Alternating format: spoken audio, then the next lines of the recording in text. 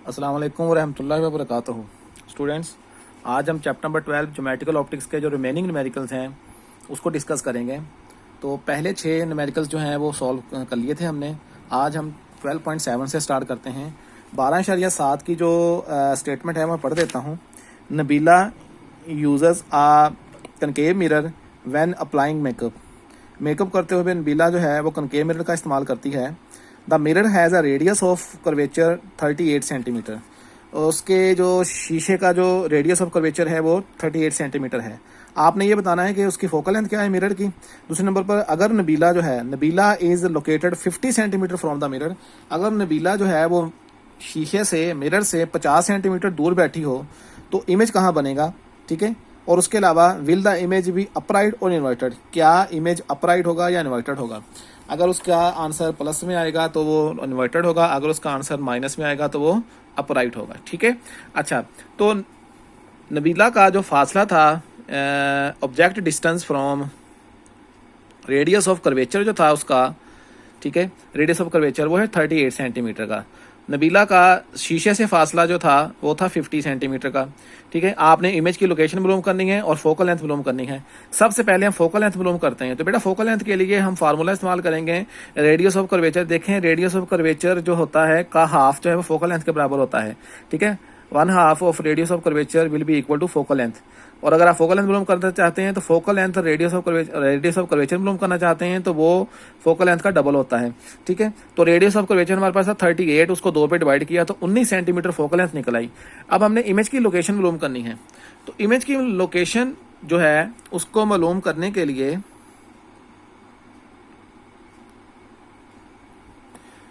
हम ये फार्मूला इस्तेमाल करेंगे 1/q is equal to 1/f minus 1/p, ठीक है।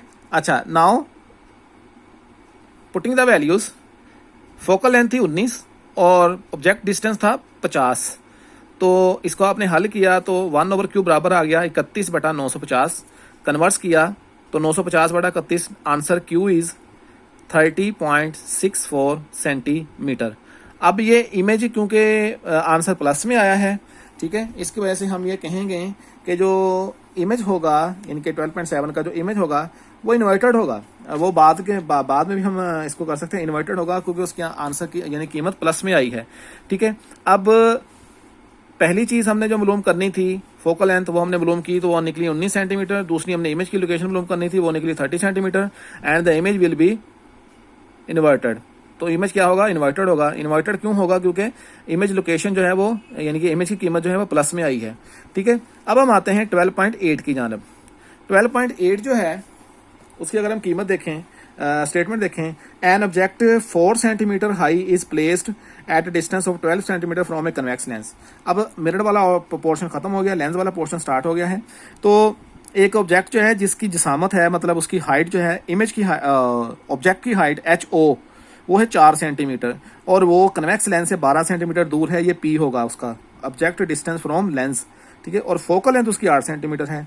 तो यहाँ पर आपने पोजीशन और साइज मालूम करना है उसका, ठीक है, इमेज का साइज और इमेज कहाँ पे बनेगा, इमेज की लोकेशन, ठीक है। उसके साथ साथ आपने ये भी बताना है कि इमेज की नेचर क्या होगी, ठीक है। तो बेटा ऑब्जेक्ट की हाइट, मतलब object height 4 centimetre, focal length 8 centimetre, convex की थी तो पॉजिटिव होगी, कन्वेक्स लेंस की थी, ठीक है। और ऑब्जेक्ट का डिस्टेंस फ्रॉम लेंस जो था वो 12 सेंटीमीटर है। आपने इमेज की हाइट मालूम करनी है और आपने इमेज की लोकेशन मालूम करनी है, ठीक है। तो उसके लिए नेचर भी आप, वो बात की बात है। तो हम इसकी कैलकुलेशन करते हैं। देखिए बेटा, first we calculate image location. सबसे पहले हम इमेज की लोकेशन मालूम करते हैं। उसके लिए आपके सामने ये फार्मूला लिखा हुआ है, ठीक है। 1/q is equal to 1/f minus 1/p। f है 8, p है 12, इसका एलसीएम 24 होगा। हल किया तो q आ गया 24 सेंटीमीटर, ठीक है। अच्छा, अब इमेज की हाइट, फार्मूला आपके सामने मैग्निफिकेशन बराबर होती है q और p, और मैग्निफिकेशन होती है ratio of height of the image and height of the object, HI/HO। आपको HI चाहिए, HO इधर आ जाएगा, ठीक है। आप कीमतें पुट कर देंगे। तो आप जब कीमतें पुट करेंगे तो q की कीमत 24 आएगी, p की कीमत 12 है और ऑब्जेक्ट की हाइट है 4। तो आपने 12 को 2 पे डिवाइड किया तो 2 आ गया आंसर। 4 2 बार 8 सेंटीमीटर क्या होगा ऑब्जेक्ट की हाइट होगी। ऑब्जेक्ट की हाइट कितनी है, सॉरी इमेज की हाइट 8 सेंटीमीटर आएगी। ऑब्जेक्ट की हाइट तो हमने पहले बता दी थी, ऑब्जेक्ट की हाइट बेसिकली कितनी थी, 4 सी थी। अब वो इमेज मैग्नीफाइड हो गया है, ठीक है। अब हमने जो है वो देखना है कि इसकी नेचर क्या थी, इमेज की नेचर क्या थी। अब इमेज बना है मैग्नीफाइड, बड़ा हुआ है, बड़ा बना है, ठीक है। तो हम क्या कहेंगे, हम ये लिखेंगे कि image is real, inverted and magnified. अब आपको कैसे पता चला कि ये रियल और इन्वर्टेड है? बेटा आपको इसलिए पता चला क्यू की कीमत हमने निकाली थी 24 सेंटीमीटर। क्यू प्लस में आ जाए तो ये रियल एंड इन्वर्टेड होता है, अगर ये माइनस में आ जाए तो ये वर्चुअल एंड इरेक्ट होता है। तो ये पहले हमने साइन कन्वेंशन में पढ़ा था, क्यू की कीमत यहाँ पे आ गई प्लस में तो ये रियल एंड इन्वर्टेड हो गया, और इमेज की हाइट जो है वो ज्यादा आ गई ऑब्जेक्ट की हाइट से, तो ये मैग्नीफाइड हो गया। आपको मैं थोड़ा सा रिकॉल कर दूं, इसका मतलब ये हुआ कि जिसम F और 2F के दरमियान में पड़ा होगा, ठीक है। 12.9 इसकी जो स्टेटमेंट है मैं बयान कर देता हूं। एक ऑब्जेक्ट है, एन ऑब्जेक्ट 10 सेंटीमीटर हाई, जो कि 10 सेंटीमीटर ऊंचा है, यानी ऑब्जेक्ट की हाइट है 10 सेंटीमीटर, ऑब्जेक्ट की जिसामत जो है, ठीक है। At a distance of 20 centimetre from में कनकेव लेंस, कनकेव लेंस से वो तकरीबन जो है वो 20 सेंटीमीटर दूर पड़ा हुआ है, जिसकी फोकल लेंथ है 15 सेंटीमीटर। याद रखना कनकेव लेंस की फोकल लेंथ माइनस में होती है, नेगेटिव होती है। Calculate the position size of the image, also state the nature of the image. तो यहाँ भी हमने वही चीजें मालूम करनी है जो हमने 12.8 में मालूम की थी। ऑब्जेक्ट की हाइट है 10 centimetre, focal length concave lens की होती है माइनस में, तो माइनस 15 सेंटीमीटर। ऑब्जेक्ट डिस्टेंस है 20 सेंटीमीटर। क्यू आपने मालूम करना है, ऑब्जेक्ट की हाइट मालूम करनी है, नेचर मालूम करनी है आपने, ठीक है। तो हम इसको कंटिन्यू करते हैं। सबसे पहले हम इमेज की लोकेशन मालूम करेंगे, वही तरीका दोबारा यूज करेंगे। 1/q is equal to 1/f minus 1/p। तो यहाँ पे फोकल लेंथ माइनस में है, तो माइनस 1/15 माइनस 1/20, 60 उसका एलसीएम आ जाएगा। हल किया तो माइनस 7/60 आ गया। इसको हमने क्यू बराबर आ गया माइनस 8.57। इसका मतलब है कि इमेज जो होगा वो बेसिकली क्या होगा, वर्चुअल होगा। क्यों? क्योंकि साथ माइनस लगा हुआ है। Minus indicates that the image is virtual and behind the lens, lens के पीछे बनेगा, ठीक है। अच्छा, इमेज की हाइट मालूम करते हैं जी, वही फार्मूला दोबारा, HI/HO Q/P। Putting the values 8.56। Q यहाँ पे नेगेटिव नहीं लगाते होते, क्योंकि जब मैग्निफिकेशन मालूम की जाती है तो उसके साथ जो है वो प्लस माइनस नहीं लगाते होते हैं, ठीक है। ओवर 20 मल्टीप्लाई बाय 10, तो ये आ गया 4.828 सेंटीमीटर। अब इमेज की हाइट है 4.28, ठीक है। और इमेज का ऑब्जेक्ट की हाइट जो थी वो बेसिकली कितनी थी, वो 10 थी। इमेज अब छोटा बना है, ठीक है। अच्छा, अब हम इसको क्या कहेंगे, अब हम इसको कहेंगे कि इमेज जो है वो बना है will be virtual, erect and diminished. एक तो वर्चुअल है क्योंकि क्यू माइनस में आया था, ठीक है। इरेक्ट मतलब सीधा, वर्चुअल हमेशा सीधा होता है। और डिमिनिश्ड का मतलब है कि ये अपने साइज से छोटा होगा, ऑब्जेक्ट के साइज से छोटा होगा, ठीक है। Now we move to 12.10। ये थोड़ा सा अंडरस्टैंड करने वाला है। A convex lens of focal length 6 centimetre is to be used to form a virtual image 3 times the size of the object. Where must the lens be placed? एक convex lens है, convex lens converging होता है, तो इसकी focal length है जी 6 centimetre, ठीक है। और ये एक वर्चुअल इमेज बनाता है जिसका साइज ओरिजिनल साइज से 3 गुना ज्यादा है, यानी उसकी मैग्निफिकेशन पावर जो है वो 3 टाइम्स है द ओरिजिनल साइज के, ठीक है। तो आपने लेंस को कहाँ रखना चाहिए, लेंस कहाँ प्लेस करना चाहिए। फोकल लेंथ है 6 सेंटीमीटर, मैग्निफिकेशन है 3 times the size of the object, object से 3 गुना ज्यादा, ठीक है ना। हमें पता है कि मैग्निफिकेशन बराबर होती है क्यू और पी के, और मैग्निफिकेशन बराबर होती है HI/HO के भी, वो बात की बात है, वो हमने पहले कर लिया है। तो Q/P बराबर है 3 टाइम्स मैग्निफिकेशन के, ठीक है। तो Q बराबर आ जाएगा 3P के, ठीक है। तो फॉर वर्चुअल इमेज, क्योंकि उन्होंने वर्चुअल का कहा है कि इमेज वर्चुअल है, तो वर्चुअल के लिए Q बराबर आ जाएगा -3P। ऑब्जेक्ट की लोकेशन आपने मालूम करनी है।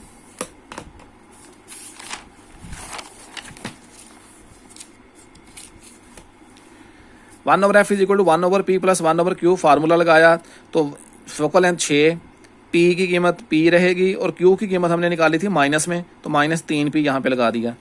हल किया 3 - 1/3p किया तो 2/3p, इधर 1/6 आ गया, तो इसको जो है वो क्रॉस मल्टीप्लाई किया, 6 2 बार 12, 3p बराबर आ गया 12 और p बराबर आ गया 4 सेंटीमीटर के।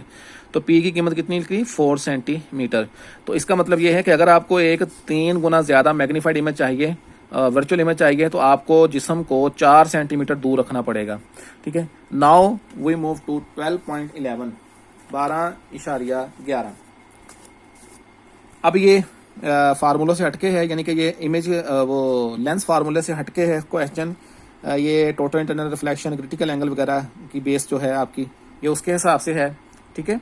अच्छा, अब देखें, a ray of light from air is incident on liquid surface. इसका मतलब है कि रोशनी हल्के से भारी मीडियम में दाखिल हो रही है। रोशनी कहां से कहां दाखिल हो रही है? Air to liquid. मतलब एयर मतलब रेयर मीडियम और लिक्विड मतलब डेंस मीडियम, ठीक है, में दाखिल हो रही है, हल्के से भारी में दाखिल हो रही है। तो इसका मतलब है हम यहाँ पे स्नेल जरा लगाएंगे साइन आई और साइन आर वाला। ठीक। अच्छा, आगे at an angle of incidence उसका है 35 डिग्री। Calculate the angle of refraction. अगर आपने रिफ्रैक्टिव इंडेक्स पानी का लिया है 1.25, तो आपने एंगल ऑफ रिफ्रैक्शन मालूम करना है। दूसरा पार्ट इसका होगा also find the critical angle of the liquid, ठीक है, air interface, liquid air interface के लिहाज से। तो बेटा एंगल ऑफ इंसिडेंस यहाँ पे था 35 degree, refractive index of water है 1.25, ठीक है, और आर यहाँ पे हमने मालूम करना है, मतलब रिफ्रैक्टेड एंगल हमने मालूम करना है। फार्मूला को रेयर टू डेंस है तो फार्मूला लगेगा sine i over sine r वाला। ठीक है, तो एन की कीमत लगा दी 1.25, साइन लगा दिया 35, साइन आर हमने मालूम करना है। तो आप इसको उठा के चलें, इसको उठा के नीचे ले जाएं, साइन आर बराबर आ जाएगा 0.57। कहाँ से आ गया? साइन 35 का की कीमत निकाली तो 0.3 जो है वो 57 आ गया। साइन ये 1.25 आ गया। इन दोनों को आपस में डिवाइड किया, आंसर आया 0.45, और ये साइन इधर आकर इन्वर्स हो गया। तो 0.45 का साइन इन्वर्स लें तो आंसर आएगा 27.3 डिग्री। ठीक है, this is the reflected angle of the ray. Now we move to find the critical angle.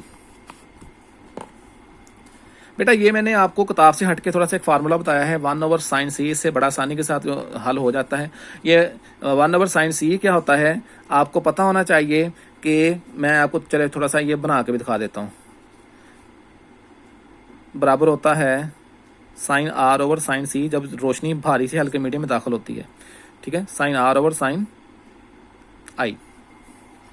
अच्छा, वो रिफ्लेक्टेड एंगल जिस पर इंसिडेंट एंगल जो है वो यानी कि वो इंसिडेंट एंगल जिस पर रिफ्लेक्टेड एंगल 90 डिग्री पर रिफ्लेक्ट हो जाए, यानी कि 90 साइन यानी आर क्या होना चाहिए 90 डिग्री पर रिफ्लेक्ट हो जाए, वो कहलाता है